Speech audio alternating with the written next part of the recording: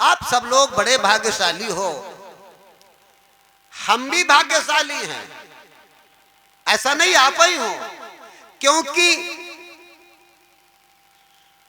सुनाने से और सुनने से दोनों को लाभ मिलता है। हाँ, ऐसा नहीं खाली सुनने वाले को, सुनाने वाले को भी लाभ मिलता है, दोनों को। वो एक ऐसा ज्ञान ही है, दोनों को फल बराबर मिलता है। तो संत सद्गुरुओं की कृपा, भगवान की कृपा जब हो जाती है, जिनके जिनके ऊपर वही अपने घरों से कदम बढ़ाते हैं, उनको कोई ढकेलता है कि जाओ वहां जाओ, तुम पे कृपा हो चुकी है। अब वो कृपा ढकेल ढकेल कर तुम्हें सत्संग प्रांगण में खींचकर लाएगी। जय श्री सद्गुरुदेव। जय जय श्री सद्गुरुदेव। और अगर कृपा हट गई तो तुम लाख विचार बनाओगे यहाँ आने के लिए, तुम्हें कोई रोक देगा, तुम्हें यहां तक आने नहीं देगा, तुम जान भी नहीं पाओगे, तुमको कुछ दिखाई भी नहीं देगा। परीक्षित तो वही थे, जितनी देर तक उनके ऊपर कलयुग लदा रहा, वो महात्मा का अपमान ही करते रहे, ऋषि का अपमान ही करते रहे, उनके गले में सर्प डाल दिया। और जब घर आए, अपने घर आए और वो उतर गया, कुछ लोगों को कहना कि उतार के रख दिया, अरे चलो उतार के रख दिया, इसको भी मान सकते हो, उतार के रख दिया तो उनकी बुद्धि ठीक हो गई। लदा तो अपनी मर्जी से, लेकिन उतार के अपने आप रख दिया, ये भी बात है। हाँ, अब समस्या ये है, ये तुम लोग समझ नहीं पाते हो। राजा परीक्षित मुकुट बांधकर घर से ही गए थे, अब मुकुट पे कलयुग बैठ गया, कथा में है भाई, बुद्धि भ्रष्ट हो गई। लेकिन घर में आए तो उन्होंने कलयुग को नहीं उतारा, उन्होंने मुकुट उतारा। क्या कलयुग उतारा? उन्हें पता तक नहीं मेरे मुकुट पे कलयुग है कि नहीं है, उन्होंने मुकुट उतारा। और जब मुकुट उतारा तो उनकी बुद्धि ठीक हो गई। हमारे आप के मस्तक पर एक मुकुट बंधा हुआ है, उसी पे कलयुग बैठा हुआ है। वो मुकुट है दुर्भावना, दुष्कर्म, दुष्विचार, हाँ, गलत खान पान, गलत व्यवहार, ये मुकुट। और इसी पे कलयुग बैठा है। अपने घर पहुंचने का मतलब यही है कि हम सदर रास्ते पे आ जाएं, अच्छे विचारों पे आ जाए। जिस दिन हम अपने अच्छे विचारों पे आ जाएंगे तो तुम समझ लो हम अपने घर लौट आए। जब तक गलत चलते रहोगे, गलत बोलते रहोगे, गलत खाते पीते रहोगे, तब तक तुम अपने घर नहीं हो, बाहर हो, जंगल में हो।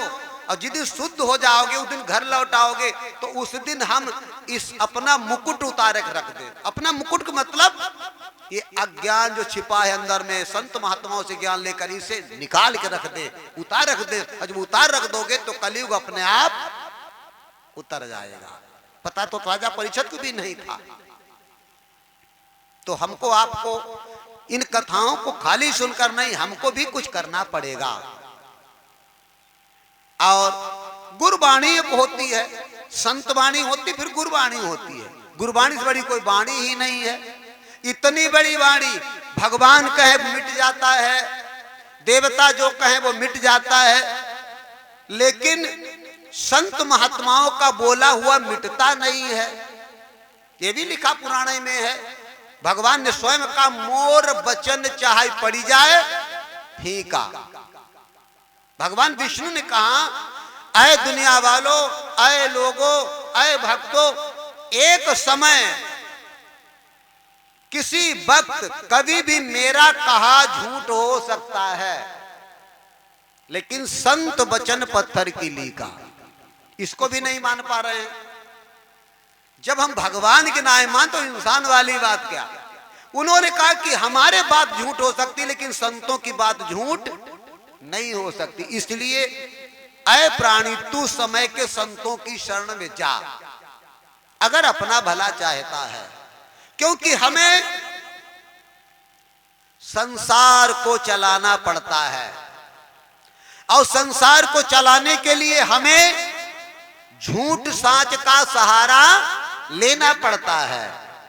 और संतों को संसार नहीं चलाना है, उन्हें जन्म मृत्यु होती है कि नहीं होती उन्हें कोई मतलब नहीं, उन्हें जीवात्माओं का उद्धार करना है। और जब जीवात्माओं को उतारना है तो उनकी अलग विद्या है और हमारा काम अलग है। हमारे में छल कपट भी है, झूठ भी है। कई जगह ऐसा किया, कथा में है, कई जगह देखा होगा तुमने। आप लोग समुद्र मंथन की भागवत में कथा सुन, देखो ये भागवत कथा हम जो सुनाते वो अलग है। समुद्र मंथन में है देवता दैत्यों में अमृत बंटना था तो वो नर से नारी बन गए। भगवान कहते हमको नर से नारी बनना पड़ा, हुआ साच को झूठ और झूठ को साच करना पड़ा। और किया कि वो जाने नहीं पाए, हमने सबको अंधेरा कर दिया अपना काम निकालने के लिए। हम तो ये करते हैं। आगे आता है जब विधर्मी बन गया जालंधर, उसकी मृत्यु नहीं हो रही थी तो उनकी पत्नी वृंदा सती थी और इतनी बड़ी सती थी, कहा गया जब तक वृंदा का सती तो नहीं नष्ट होगा, जालंधर का वध नहीं होगा। तो भगवान कहते वहां भी हमने गलत ही किया, मारना तो मुझे जालंधर को था लेकिन उसके चक्कर में एक सती का सती तो हमें नष्ट करना पड़ा, ये भी गलत ही किया। तो हम तो ये कर देते हैं, हमारी कथा में हमारे कर्मों में आता है लेकिन संतों के कर्मों में ये नहीं आता है। उन्हें तो जीवात्मा का उद्धार चलाना, भगवान को इस संसार को चलाना और राजनीति चलाना बराबर समझो। समझ में आई क्या नहीं?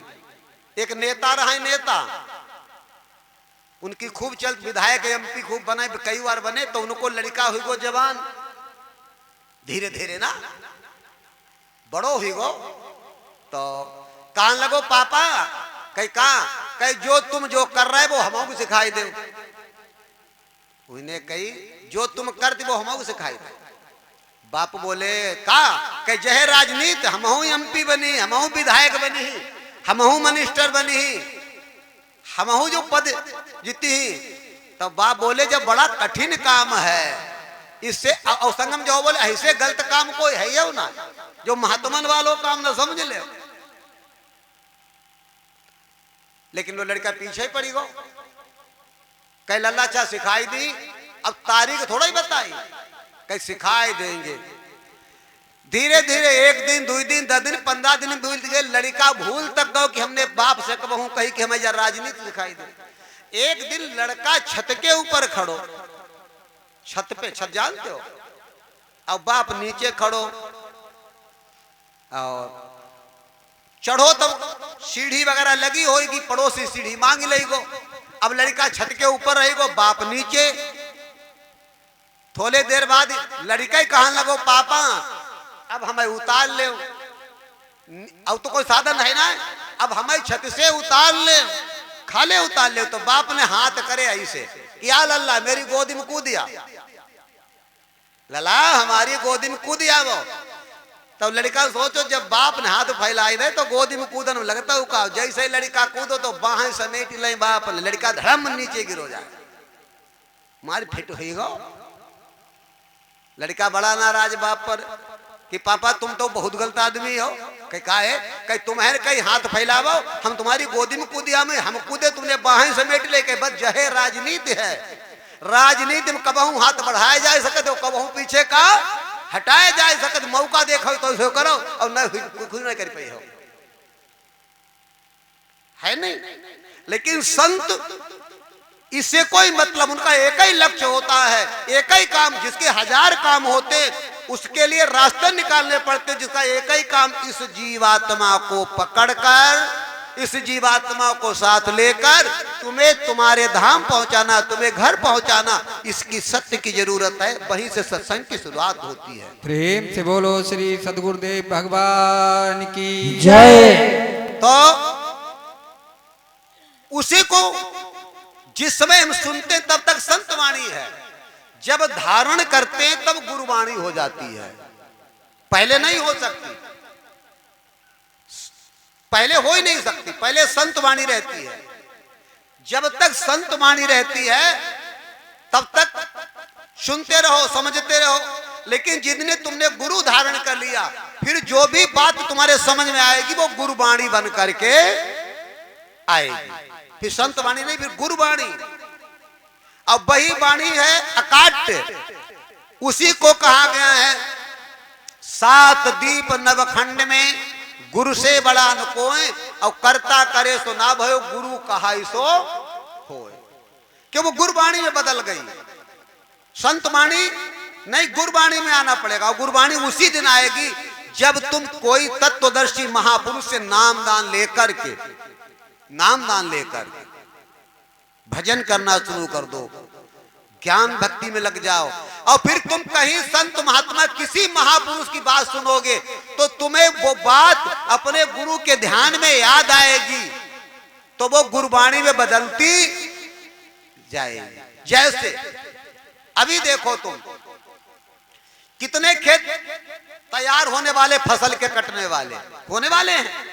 सभी लोग कहते हैं मेरे खेत हैं, ये फसल मेरी है, इतना अनाज मेरा है। अगर कोई व्यक्ति वो कह दे कि मेरे खेत को काट दो, तुम्हें इतना हिस्सा देंगे या तुम्हें इसमें इतना अनाज देंगे, कह देगा, और जाकर तुम काट दो, जाकर कटाई करेंगे लोग। और कटाई करें उतना जब पूरा काम हो जाएगा, जहां तुम्हें मिला उसी में से तुम उसे अपना कहना शुरू कर दोगे। बोलो ये मेरा है, इसे उठा घर ले चलो, इसे अपनी कोठिया में हो जाएगा तुम्हारा। और ऐसे ही तुम कहो हमारो है, हो जाएगा इसमें नहीं। क्यों? तुम उससे जुड़ करके, और जुड़ने के बाद में तुमने कर्म चालू कर दिया, तब तुम्हारा बनना शुरू हो जाएगा, तुम्हारा हो जाएगा। ऐसे जब तक तुम संत महात्माओं के खाली प्रवचन सुनते रहते हो तो बस सब फसल दिखाई देती है। जब तुम नाम दान लेकर जुड़ जाओगे, फिर कहीं भी फसल काट के लाओ, तुमने बोई है कि नहीं बोई है, तुमने खेत की जोताई की नहीं की है, पानी लगाया कि नहीं की लगाया, लेकिन तुम कटाई करोगे, उसकी हिसाब करोगे, उसका हिस्सा तुम्हारा तैयार हो जाएगा, वो तुम्हारा हो जाएगा। और उसी को हमें अनुभव में उतारना पड़ेगा। एक बात अनुभव में उतारने की मुझे आ गई। पहली तो बात, हम लोग चूक ये करते हैं, कोई व्यक्ति को 100 रुपए दिए गए, अब कहा तुम जाओ बाजार चला गया, और तुम उसको बताया गया तुम्हें ये वस्तु खरीद के शाम को लानी है,